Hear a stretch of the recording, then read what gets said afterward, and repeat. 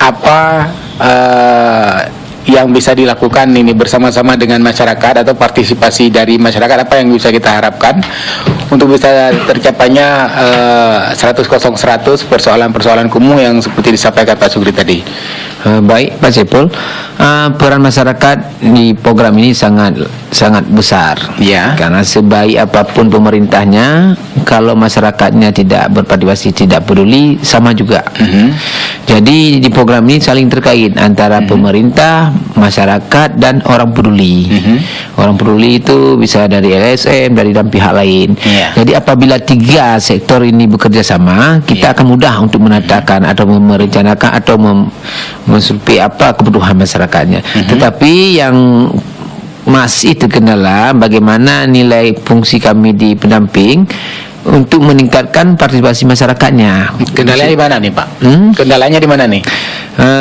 Kita mungkin karena di program pemberdayaan ini bagaimana mengajak masyarakat merubah kebiasaannya, ayo kita bangun kampung sendiri, ayo kita bersih kampung sendiri.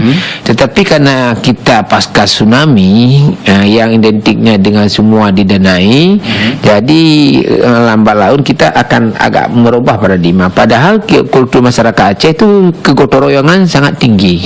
Sangat tinggi. Ini yang harus kita robah kembali. Kita kembalikan ke gotong royong, kepedulian sesama. Nah, ini yang bakal akan kita bangun. Sebab kalau ini tidak terbangun, program 100 dan 100 nggak akan tercapai. Karena permasalahan kumuh ini bukan berarti tidak ada sanitasi, drainase, jalan lingkungan.